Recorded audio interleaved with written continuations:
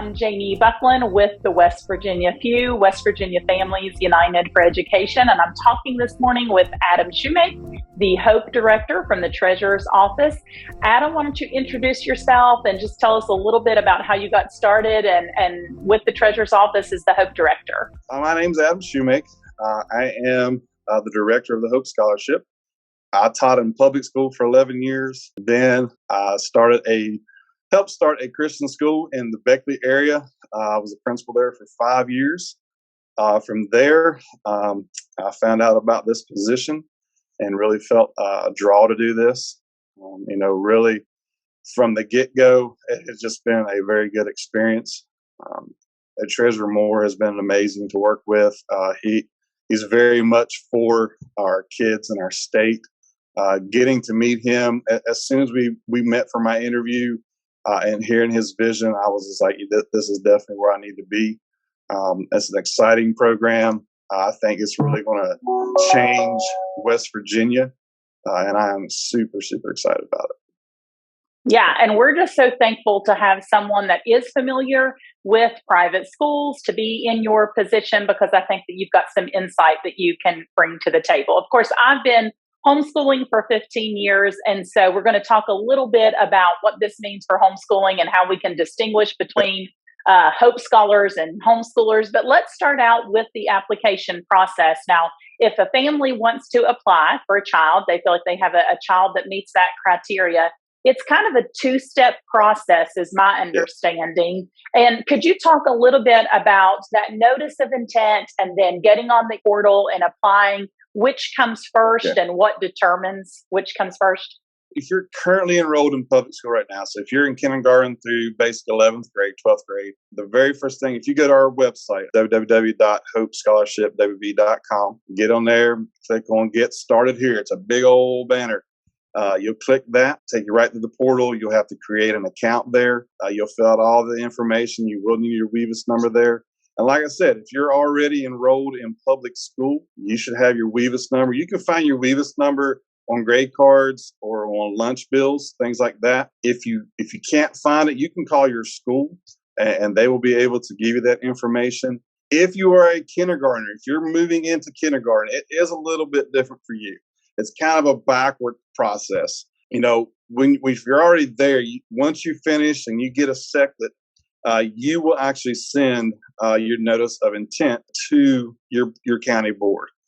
If you're a kindergarten student, you're going to kind of do a little bit different. You're going to have to go and get you a WEVIS number.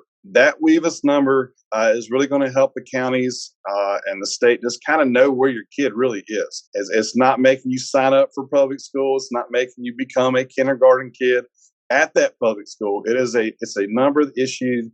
So really we can help know where your kid is and not like to be able to track them, but to just know where that child is enrolled to make sure that his money goes with him where it's supposed to be. So what you'll have to do first is go to our website and fill out the notice of intent. There's a sample there. You need to call your county board, because the county board, some of them do it different. Some have you take it straight to the county board office. There's someone there to work with you. And some of you have you go straight to the school. So you'll need to contact your county and just see what they want you to do, because it is a little bit different process for them. Yeah. And I like to tell people that in the state of West Virginia, because every county maintains this sort of autonomy, we can't put out necessarily, I'm sure you're finding this too, you can't necessarily put out a state directive because each county may do something a little bit differently. Also, we do have a resource with the West Virginia FUE where we have the contact information for the counties. So families, if you're watching and you need that information, you can get with me to get that. That way you know exactly who you need to correspond with at that county department. So two-step process, notice of intent and application. Thanks for walking us through that. Now, if we start the application process or we start that notice of intent process and we run into a hiccup, you guys have both a customer service number and an email address, right? So we can reach out? Yes, ma'am. And one thing I will tell you, the counties have been really, really good to work with. They've been extremely just gracious with us. So I have had some families call like, this is happening with the county. And, you got to be patient with them. This is something new for them. But from our experience, all of them have been very, very good to work with. But if there is some more stuff that you just can't find out what to do, you can contact us. You can email me at adam.shuemake, SHUEMAKE at WVSTO.gov. I have a long, weird last name. So, or you can call my direct line. It's 304-341-0728. And I will do everything I can to help resolve any issue that you're having. But like I said, if you're having a county issue, I would call them directly at first and just see if they can help you, because they really have been very great. Also the Department of Education has been wonderful. They have just, it's been a lot. It's been a big change for them. They've had a lot of applications come through, and they've done a wonderful job of working with us. But if it's something on your application, let's say you're going through, and if you're like me, I cannot remember my daughter's birthday. I always mess her birthday up, and she always fusses at me. So if you accidentally did that, because we've had that happen some, you're just like, been on hold forever. You want to contact the Education Management Market, the EMA. And to do that, they have a phone number. They have a whole help desk there. And it is 833-622-6819. It's 833-622-6819. Or you can email them at wvhope@emaportal.org. And they have been really, really good at being able to go through and figuring out what's going on. They've been very helpful. Like I said, they have a whole help desk there. So please reach out to them and they will help you. Also, if you have anything with us that you need, and you need to email us about anything, you can do that at Hope Scholarship WV at WVSTO.com. Because as you go through, you may have an appeal that you just feel like, this decision was wrong. I don't think this is right. You can email us that information. We will need your child's name, birth date, and WEVIS number. And we will look it up and we will try to see why it was denied. And we will email you back and let you know why it was denied to give you the best explanation that we can. And if you still feel that, no, this is wrong, I really feel that this needs to be appealed, we will take that and we have a appeals board here. I made up of 3 members, and they will take a look at it and they will let you know. Once the appeal has been returned within 30 days, a panel of 3, they'll reveal it. And like I said, we have 45 days to comment back to you. That's so helpful. And we will link to all of those email addresses and phone numbers in the comments to make sure that families are connected. And I will say it's been my experience that you guys are getting back to us with our questions in a timely manner. For anybody who may be watching who feels like it's been a couple days and you're still not hearing anything back, you're welcome to reach out. You'll have that toll-free number now or the email address. Now, the portal will open up tomorrow for the participating schools in West Virginia. Those are the Exemption B or Exemption K schools. We're going to try to run this today. So what can providers be looking for in anticipation of that starting tomorrow? Well, I know that this has been long awaited and people are very anxious about rolling out, being opened up this portal so they can become providers. Tomorrow, this is for our existing private schools in West Virginia that are Exemption B and K. We're actually having a meeting with those guys tomorrow. We're having a tutorial for them. So if any of your administrators are watching and they haven't got their links and stuff, they need to reach out to us so we can try to get them set up. But like I said, they have to be a current West Virginia school because we've had some out-of-state schools that can be a part. They're not going to be a part of this. This is just going to be your West Virginia schools. And as we move forward, this stuff's going to kind of roll out in different phases. And really, a lot of that is because it's all a new program.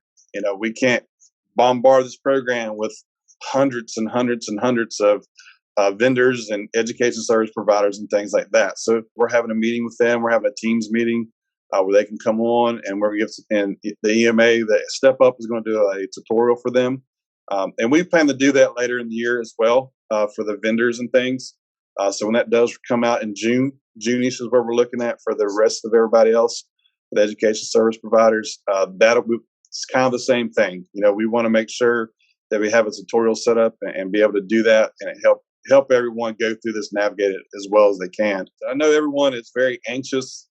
This is, probably the biggest question I'm getting now is who's going to be in this, who's not, and things like that. Once again, we got to be patient with this. I know everybody's anxious and we want to get rolling, but this is a huge program. One thing that I want people to really kind of understand that we are leading in the country.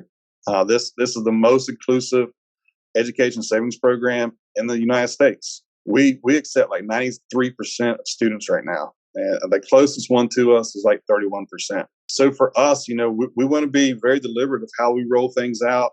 We make sure everything is going really well. We want to be the leader in this. And the treasurer has done a great job of thinking methodically through this and helping prepare us for this. And it's just been great. So now what about the vendors? And this is one thing that I've been telling folks, an education service provider, we've got an actual definition of that in the code. And those are the folks or individuals or entities that are actually going to offer a service. But then we'll also be looking to add in vendors and service providers. So vendors as in they sell a product. And we'll be looking to add those in June. And I think public schools, charter schools will be early June as service providers, and then vendors and other providers later in June. Is there anything they can be doing in preparation, like a business license or anything like that? Not so much that. I don't think so. Like I said, this is rolling out in June for you guys that are wanting to do this a little bit later. We will send out an email to people that's already signed up for our newsletter. And we will kind of go ahead and get you guys and get you that information, let you know. We'll walk through that tutorial and things. If you have some questions about that, you can email us once again at thehopescholarshipw.com. There's going to be some things, you'll be able to sell commodities such as paper, pencils, and supplies and things like that. That'll be on there. And, there's different vendors that are already kind of set up for Step Up. And I'm a little bit sorry about that, but Step Up already has some, and I've got to look at a lot of them. And I would be honest with you, I was very excited about them. A lot of the vendors that we've seen, it's everything just about everything I think that you're going to need for homeschool. It has all the major things that you're going to need. But I know, so the vendors that are getting ready that might be local or things like that. There's not anything in statute right now talking about business license and things like that. If you're going to have contact with the kids, you're definitely going to have a background check. That's the biggest thing you're going to have to know about.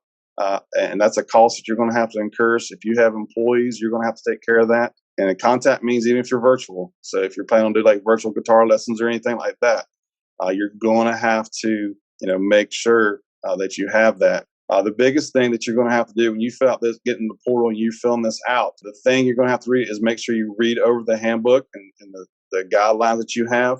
And if you can agree to those, there shouldn't be an issue with you becoming a vendor for us. You mentioned the handbook. The parent handbook is there on the Hope Scholarship WV site. Yes. And so for parents and even for providers, that's a great resource that they could go ahead and become familiar with. As a provider or as a vendor. And I do know we've had some vendors that had questions about getting their products into the portal. And we reached out to you guys and Step Up answered those questions. So definitely there's open communication available. So now as a homeschool mom, there's lots of questions about homeschooling versus Hope schooling or being a Hope Scholar with the individualized instructional program. Can you just possibly speak to the distinctions? I'm nervous for someone to think that they're a homeschooler if they're a Hope Scholar, just because of the difference in the assessment submissions, like when those are submitted. Can you speak a little bit about those distinctions just from your side, what you're seeing? The different types of exemptions, the exemption C is for the existing homeschool students. They do not receive the Hope Scholarship. While those students also have submitted notice of intent to the county, the difference is the intent of what they're doing. So one's intending, like I said, they're current homeschool student, they're going to be homeschool students. Different rules apply for those families, such as submission testing portfolios. Also, the specific grade levels that the parent has to hold a high school diploma to keep doing that. With exemption M, it's for Hope Scholarship students. These students participating in the Hope can select to attend a non-public school or an individualized instructional plan, which is similar to homeschooling, that the way the student will learn at home or other outside environment. But these IIP students must submit their test results or portfolios annually to remain eligible for the Hope Scholarship. These parents don't have to hold a high school diploma. And as for like sports and things like that, that's really kind of not our house. That is something that we really will refer to the SSAC about. I would really encourage parents, if they're wanting their kids to participate, in SSAC's athletics, to contact them and ask them, directly, hey, what do you want us to do? Yep. And I've been talking with Bernie there at the SSAC, and I do know that with the intention to get the public schools and charter schools qualified there in June, that conversation is being had. So we're trying to figure out what it will mean for IIP students when it comes to SSAC access. But that's helpful information to just distinguish between those assessment submissions. So lastly, what can we do from the parent side, from the provider side? What can we do to help your efforts? Like, what's important for families to be doing just in educating their neighbors or telling other people about it? Like, what can we be doing to help? Yeah, I think your organization, Cardinal, has done a really good job promoting it for us. And I would really encourage families to get out and talk to their friends and family about it. Let them know, hey, this is an opportunity for your kid. If whatever isn't working for you, this might be an option for you. That's what's the beauty of this. It doesn't keep you in a box where you have to. You have 3 options in West Virginia, and one of them was free, and the other 2 cost you out of pocket. This is going to be an opportunity for families to be able to go to the best thing that they feel is best for their students. And to me, that's exciting, and it creates a whole entire atmosphere where our education system is going to have to rise across the board, because there is going to be a competition in some aspects for students. You're going to have to raise your bar. I think it's going to raise the bar in public school and private schools, the charter schools, homeschool. You're going to, the co-ops and things that are happening, you're going to have to be able to offer certain things to kids to meet their educational needs. So for you guys, really just keep the word out, keep talking to folks about it, and let them know, hey, if you have questions and stuff, contact us. We want to talk to you. This is truly is why I was hired for it, to be here to answer questions. And I'll be honest, I'm still learning a lot. I've been here 2 months. There's a lot I have to learn. It's exciting, and I'm just very thankful we get to do this in our state. It's going to change our state completely. Please be patient with us, because we're all still learning. It's all a new program. By this time next year, hopefully things are just absolutely rolling, and everything is going extremely smooth. Absolutely. We at the West Virginia FUE Families United for Education are just so thankful for the work that you're doing to help transform K-12 education in the Mountain State. So thanks so much for taking time to talk with me, and we will put all of the links in the comments so that if anybody has any questions, they know where to go. So thanks again.